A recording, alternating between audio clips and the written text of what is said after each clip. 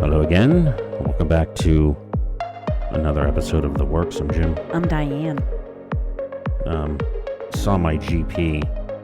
Well, actually, what I should say was talking to one of our listeners, which happens to be our GP, because I was in the... Oh, I didn't know he listened. That's awesome. Well, he was, and besides that, he was following up with me and asked me, where's my results from the Cologuard? Uh-oh. Pooping in a box. Yeah, I told him the situation, and then we went on to talk about other things. It's interesting that general practitioners, they're lucky. The practices today, unlike years ago where a doctor would set out a shingle and be the doctor of small little town, right? Right.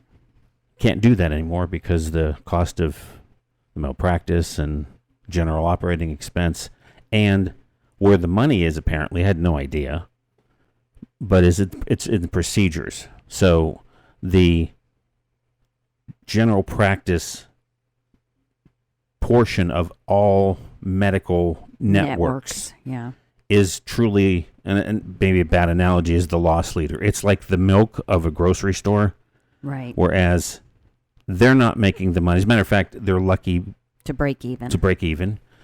Our little practice here in Maiden, they actually get subsidized because there's the significant portion if your population is underinsured or uninsured. There are a lot of government programs to help. So ours does a little bit better than lose a lot of money, but I didn't know that general practices, if in today's world, are lucky to break even. They're considered successful if they break even, and they're not really expected to break even. But so we were talking about that. He was asking about podcasts, and then of course at the end, in perfect timing, he says, and by the way, don't forget to get your results in, and this time don't fill it up so much, which was great. Because you're full of shit. Wow, I didn't see that coming. So speaking of podcast, we are going to try.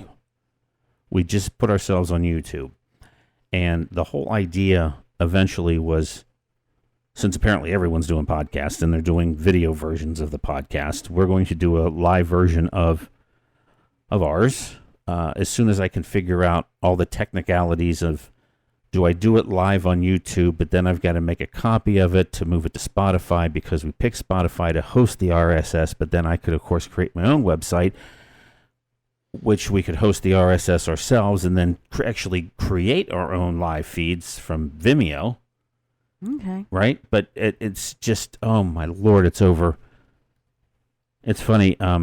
So like I said, we talked last time about putting it on another host, and so I found a way to get it cleverly from Spotify. It's RSS feed. Okay, it's not clever, and I was excited to see we had 10 times the amount of listeners in 24 hours on the BoobTube episode.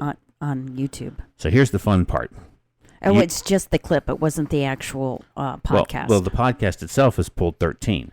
Okay. 13, well, I should say a significant number in just the first 24 hours compared to where it's been sitting on Spotify and the other, quote, classic podcast places. Yeah. And of course, as we've talked about this before, we're fans of a lot of different YouTube social media folks and would love to have a chat with them to see, because all the things that come along with this broadcast platform. So the moral of the story is I was excited to see. I mean, it was like I opened up a whole other audience because people use YouTube. And I guess my point is YouTube is certainly much more common, every day, let's go watch YouTube. Right. Than let's go listen to Spotify.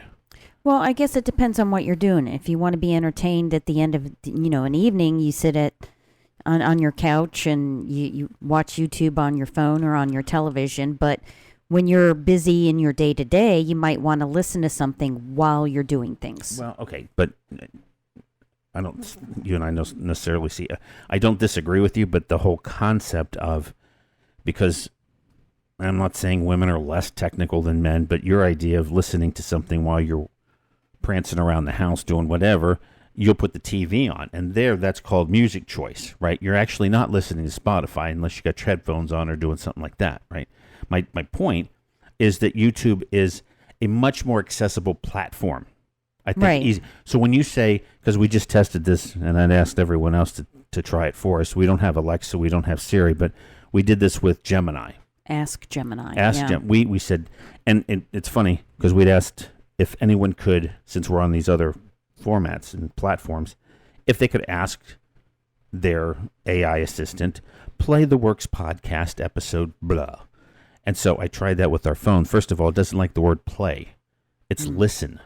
So okay. listen, I'd like to listen to the Works podcast on Spotify. And I guess my point is, like, with we launched over on Amazon, you don't even have to say the platform if you're using Alexa. Just say, hey, Alexa, listen to the Works podcast episode, blah. Oh, and it'll find what you have hooked up. Yes, but you have to set that up. No. Oh. I've done that. On the back end, it's just a matter of where you caught me earlier in the Gemini world with the Android, you have to link the default account that you want to listen to things on. Oh. Okay. So anyway, my point with YouTube, it's interesting because a lot more statistics are available. We were Right, they've been around. Well, yeah, that's how they monetize themselves and everyone else that's on that platform. Right. So, okay, finally to my funny story, or the point to my story about the boob tube being the most popular right now podcast on the YouTube platform. Well, you want to guess why? Because people are finding us based on the search prior, which are boobs. So when people, and that's the cool part about this platform, is I can see what people are searching. And more specifically, it was adult film stars from the 70s and 80s. and then they get our boob tube. And then they got our boob tube. Which, and it's interesting, I guess, from an AI perspective, you would think that AI would be smart enough to understand. It isn't about boobs. It's not. It's a saying. It's yeah. What's the word I'm looking for? It's not dialect. It's a thing. Like saying, "Well, I ain't mad at it." Right. A colloquialism. Thank you. And that's kind of what I wanted to talk about today, but in a weird way, we're going to talk about generics and the reason for, I think, from a inflation perspective, what we're going through in the economy now. And of course, the cool thing is you can play this in 10 years and it'll be applicable because, back in the 70s and 80s, when inflation was high, you would notice these brand or brandless products in the grocery store that were, quote, the generic. The generic. They were white labels with black lettering. Yeah. But, before, well, I can jump into that. Now, I guess one other thing that I wanted to bring up since last we chatted, it just dawned on me because I happened to run through the McDonald's drive-thru this morning. Have you ever had someone pay for your meal in front of you? Never. But you know what I'm talking about. Yeah. I've had it happen several times. Yeah, and the worst part, today it was going to happen, but the damn app prevents that from happening. So the niceties, now see, I guess 2 points. Never up north have I ever had that happen. Nowhere in the Yankee states has that ever happened. Only when we moved to the South, that somebody people, did that. not just but several times had people pay it forward, pay it behind, pick up your. And I had a older lady this morning, who I was frustrated because she already collected her food, and that's the other issue. So it's second window, collected her food, handed them a $20 bill. Pointed to me, and I know exactly what was happening. Oh. But guess what? You already paid on the app. I had no choice, right? Yeah. But she didn't understand that. Oh. And then she ended up getting coffee, which that just took forever. Poor thing couldn't. So yeah, having your meal paid for. No, and and maybe it's just because I never go to other drive-thrus. It always seems to be just McDonald's. No, well, that's nice. I mean, that's better than our local Dunkin' Donuts, where if you ask for a dozen bagels, they ask you how many people are in your car. You can't buy that many. What? Yeah. Well, see, but Dunkin' down here isn't. I mean, in the South, it's Krispy Kreme. Let's face it. I know, but they're worried about selling out for other customers. That's their rationale. That if they sell you 12, then they won't have any to sell they're not later in them. the day. Well, that's the problem. But they're whether not. you sell them now or 2 hours from now, you still sold out. So I don't understand the rationale, but oh well. So yeah, generics. Wanted to talk about generics, and more specifically, I said we're all experiencing the economy, the inflation that's plaguing us all. You know, more money out for less, and of course it's kind of been sneaky. Whereas the portion size of the thing, the shrinkflation, has certainly created that anomaly that, hey, at least my bag of Lay's chips doesn't cost a lot more, but I'll be damned if it doesn't go from 16 to 12 to 8 to 7.2 ounces. I mean, it's nonstop. I mean, there's always something that's. There's always. It's just amazing to me that trip to the grocery store is constantly getting more and more draining. Right. Now, which generic things would you be willing to do, or which are your non-negotiables for generics? I mean, as far as, I guess I never thought of that. It's, I know your angle was I wanted to introduce the concept or the topic based on, like I said, some of what were the reasons the grocery stores did them back in the day, and again, it was to help inflation. Yeah. But what was and so to your question, I guess to address it, why would one hesitate over Anheuser Budweiser in its pretty can with the and the one that just says beer? You know, on everything in the generic aisle was white, right, with black lettering. Yeah, was not very palatable. Correct, but so at that point, again, it was to your point, it was a choice. It's like buying the welfare cereal that comes in the big bag that goes stale too soon or doesn't even taste close to the brand name.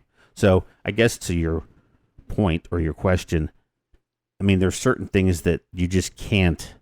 I think the brands always beat it. I mean, I've never had a generic that. There's always been that sort of urban legend that, well, it's the generic was really just Bird's Eye or Jolly Green Giant, and in a lot of cases, the brand name people would make things for the stores, but give it under their label, right? And that was a big change. We went from that quote generic thing that was made to a store brand, you know, and generally. The quality supposedly again was about the same, but it's never the same. You know, to your point, I think you get lesser. That the name brand green beans get the prettier green beans, and then the store brand, even though it's the same manufacturer, that I think you get the less. Well, are we been indoctrinated, or have we kind of generic medication? So if you're looking at that, and it literally just popped in my head, we had a pharmacist once explain to me that, yes, it's got the same ingredients in it. The core ingredients. But the process of putting it together. Well, and hell, what did we just see the other day that talks about that in the generic world, if you don't use the right filler for the pill, right, that by the time it absorbs differently. It will, exactly. Yeah, there was a huge case with Wellbutrin, that the generic Wellbutrin did not work as good as the name brand, that you would end up having to take almost double the dose, and that was I think there was a lawsuit over that one. But that's a big industry in which that generic, we almost Well, first of all, if we had our choice, we wouldn't pick generic. The problem is our damn insurance companies Right. force us into that situation because the generic is what is paid on the formulary as opposed to the brand name. But yeah, so back to your question that I guess Pop-Tarts, cereal. Yeah. I mean, Pop-Tarts, there was never the generic store brand. Yeah, a Hydrox versus Oreo, for God's sake. I know. I was going to bring that up. You had Hydrox growing up, right? Yeah, I mean we got the cheaper But stuff. those were the first ones. Hydrox came before Oreos. So why did they get a bad rap? Yeah, that's fair. And it's also interesting too, I think, that when it comes down to those generics, like the Oreo, the Hydrox, I think one thing that to consider, unlike today where through consolidation of grocery stores, 70s and 80s, did we not have more choices to go get things? Even the convenience stores had the items. It wasn't ridiculously priced like a convenience store item is today, and you get the little thing of soap that costs you $6, but that those, and as a matter of fact, certain brands were only available in certain states or by certain chains. So, right, by region. Remember, Coors Light was not east of the Mississippi. Yeah. I don't know why. Yeah. Well, the whole movie, Yeah. Smokey and the Bandit, and so this idea of generics, I don't want to say coming back, but from a nostalgia perspective or just having fun talking about generic things today. Again, did you know that Aldi, everything in Aldi is its own brand? Well, not everything. It's hit or miss when you get the name brands in there. It's to your point, for the most part, branded things are only there if they get their hands on them for whatever reason. Right. But I mean, some of their stuff isn't bad. Their brand, but I guess it depends on what you're doing with it. If you're cooking, and it's just an ingredient in your dish, the off-brand works just fine. Stewed tomatoes are stewed tomatoes. There's not a big difference in those. There are certain things that I'm willing to cook with, but if it's the main ingredient, sometimes you want the name brand, if that makes sense. Sure. And I guess going down this rabbit hole, which I'm still working on the whole rabbit hole game concept and how to define it, but going down this rabbit hole, looking up the term generic, and again, falling across or discovering I forgot, I think we've talked about it before, but that whole aisle in the grocery store back in the 70s and 80s that just had the white labels and cereal.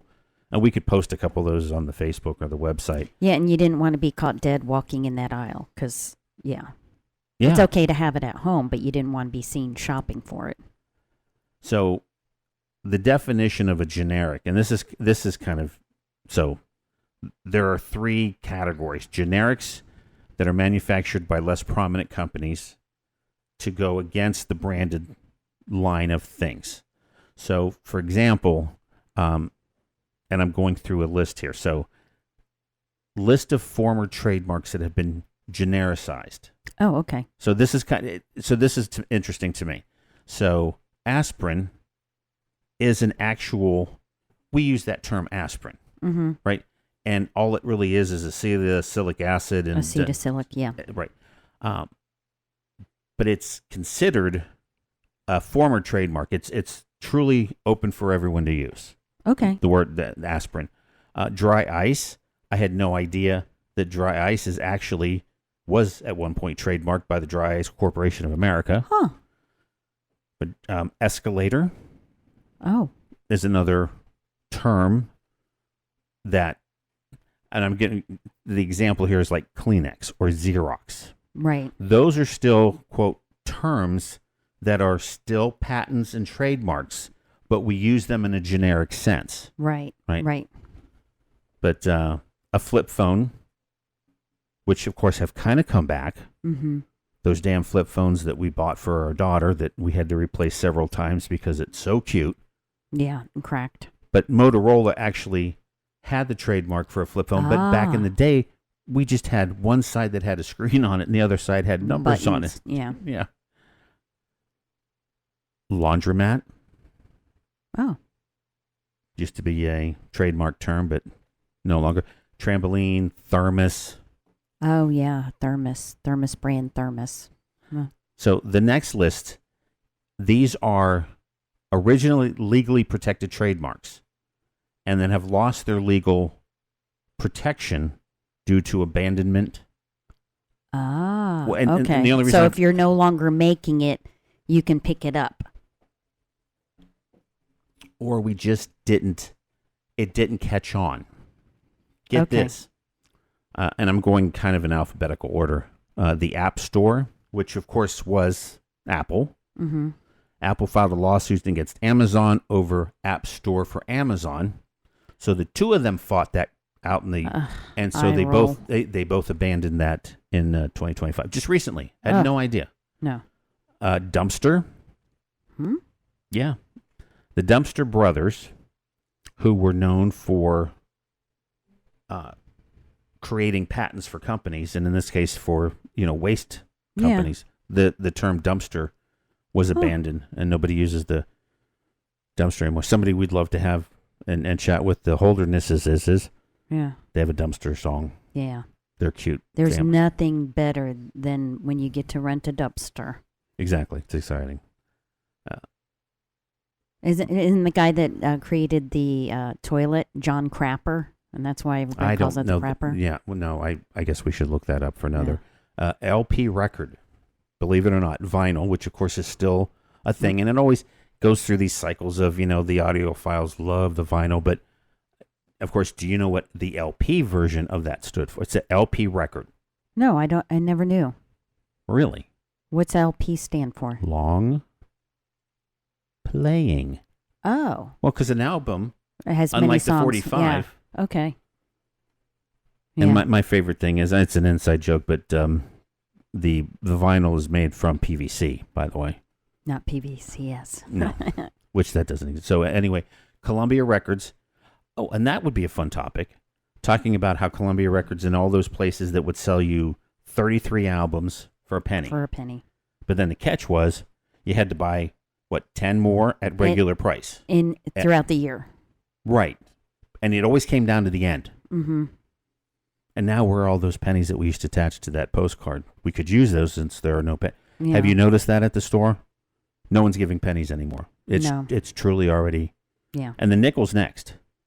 I know we were Makes no talking about sense. that, but it's But taxes, my God, they're in percentages. It makes no sense.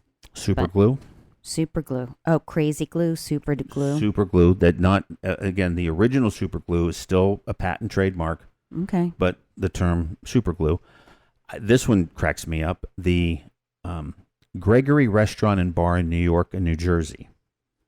They had Taco John's. There are about 49 of them, even as of recent. The count was in 2023. But Taco Tuesday was their trademarked. Huh. But that's been abandoned Yeah. for whatever reason. Touch Tone.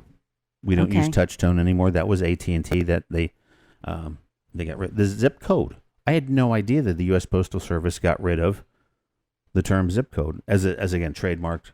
So we could. My point is, we could use any of these Oh. to okay. create something in a zipper. By the way, it's a thing, but Oh, no. but it was a name brand. Yeah. And who owned it? Which is BF Goodrich Tire Company. Huh. So this is a list now that, and this is where the Kleenex and Xerox, we kind of use those terms generically, but they actually represent a trademark or a patent. Right. And a couple that I had no idea. AstroTurf I did not know. is not just a thing to represent, or That was when a we- brand name. Wow. It's a brand name. Bubble Wrap. As a matter of fact, the Sealed Air Company is here in North Carolina. The what? Sealed Air is who owns the Bubble Wrap trademark. Ah. When you wrap stuff in Yeah. bubble wrap, that's an Okay. actual trademark.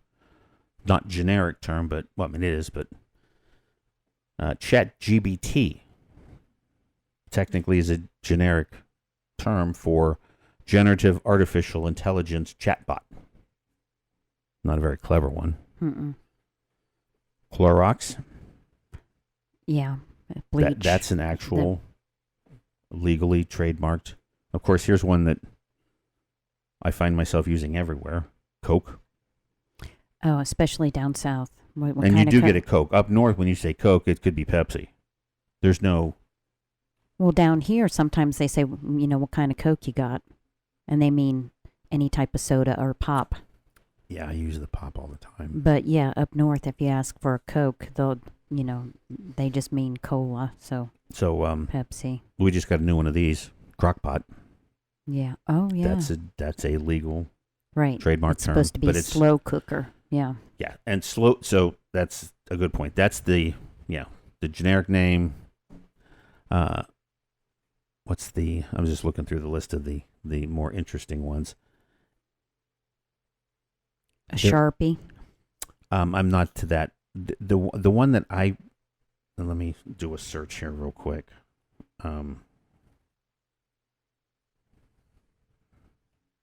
Heroin. Heroin at one point was trademarked by Bayer. What? Well, because we did let people buy and sell heroin right. back in the day, but no longer, of course, is that considered.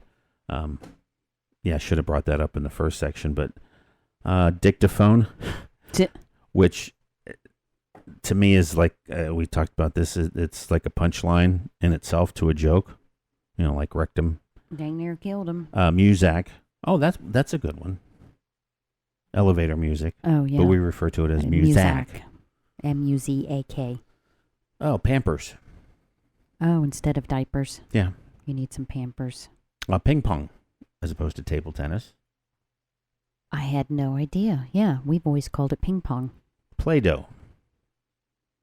What's the generic? Modeling. Well, that's the term that we come to know. Modeling clay is what it really is.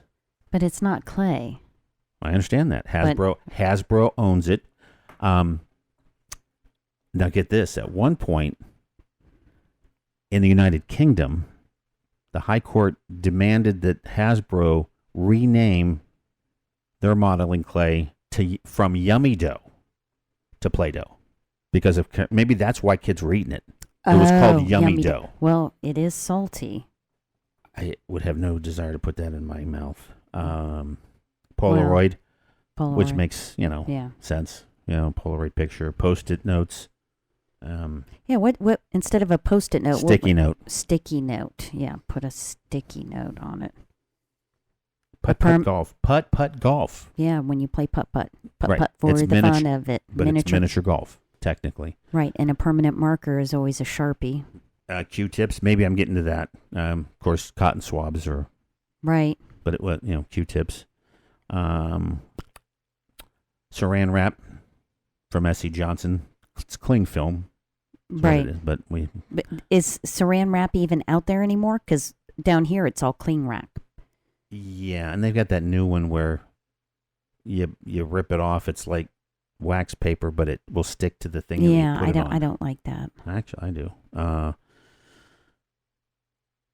Yeah, Sharpie, permanent marker, very good. Yeah, very good. Hey, this could be a game too. Yeah. So what are permanent marker, and that's the Newell brand. Speedo, swim briefs, what they are, right? We just call them that. So we call it styrofoam, but it's really polystyrene. Oh. Why we came up with styrofoam as the generic term for polystyrene, I have no idea.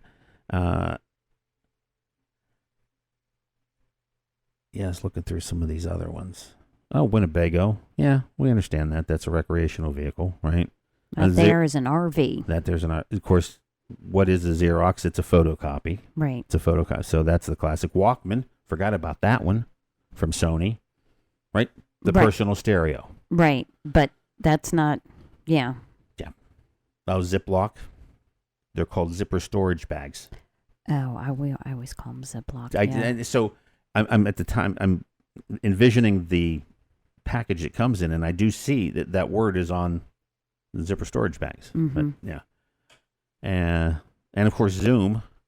We all got comfortable using that during COVID, which really is video conferencing. A Zoom call, the company is was Zoom. right? Yeah, but video conferencing was what it was. So that was kind of interesting. So, generics today, we don't really call them generics in the grocery store. They're more the brand name, the store brand. Great Value at Walmart, Laura Lynn at Ingles. Yeah. Food Lion. What was it at Food Lion? Just Food Value. Lion? No, well, yeah, I don't know. And I don't know many people that know Food Lion that. Yeah. Other That's than down here. south. But I have noticed, because we always thought that the generic food was exactly without advertising, but I have noticed on a couple cans that it was they used genetically engineered food in it, and I was taken aback because I thought, I'm just paying for the exact same thing. It just might not be as good a quality. I wasn't expecting for them to sneak genetically modified food in there or genetically engineered. But what does that really mean? I mean, so a GMO watermelon, technically, isn't that like watermelons have seeds? We don't like seeds, so we've modified. So that. Right? Right.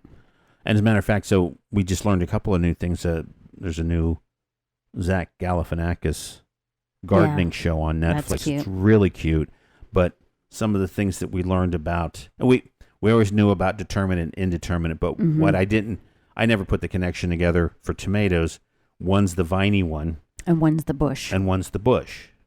And so, and of course, if you don't know indeterminate versus determinate, it's done. Your plant produces a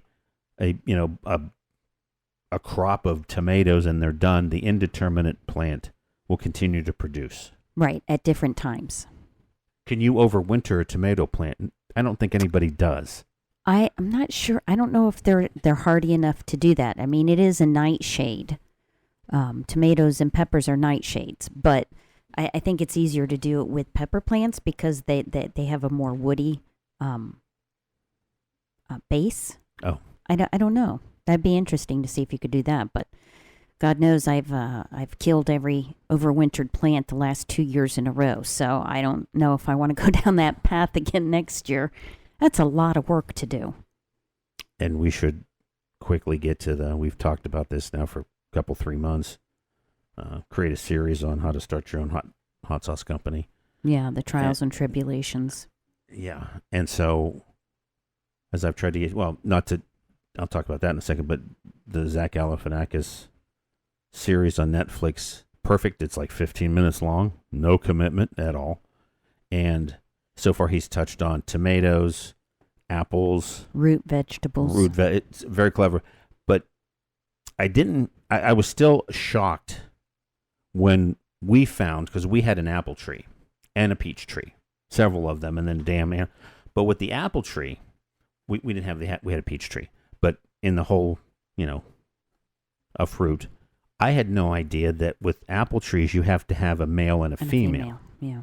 But what was interesting in the Galifianakis Netflix series is how they create their new flavors or their new designer apples. Yeah. So they cut a little notch out of the bark of the one apple tree. Mm-hmm. They take that same piece from another tree that's of a different brand, and they put them together. Right. So you cut out a little, like, postage-size stamp notch. And then it takes bark. over that and then host. From tree A, tree B, you cut that same, but you take the notch from A and you put it on. You splice it on. But then you wrap something around so that it takes to it. Right. And then it takes over that host.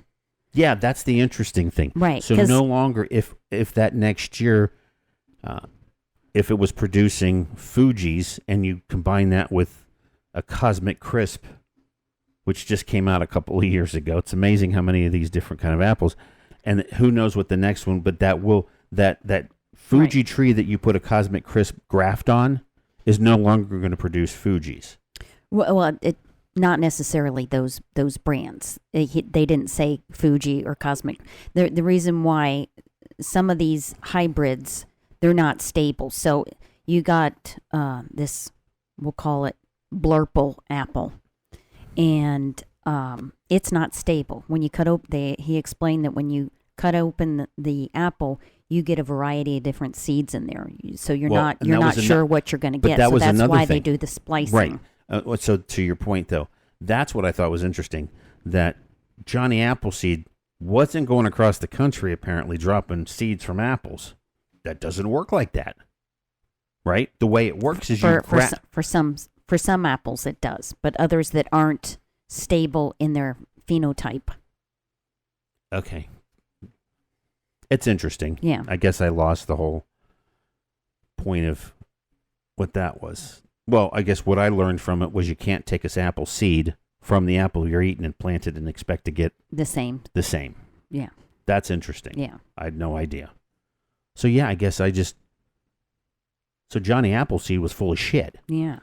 Not John Denver. No, I'm serious. That whole that wouldn't have worked unless what to your point. Okay. So maybe that's why the crappy golden red delicious apples that we all grew up on that stink. They're the worst eating apple ever. Yeah, I had one every day in my lunch.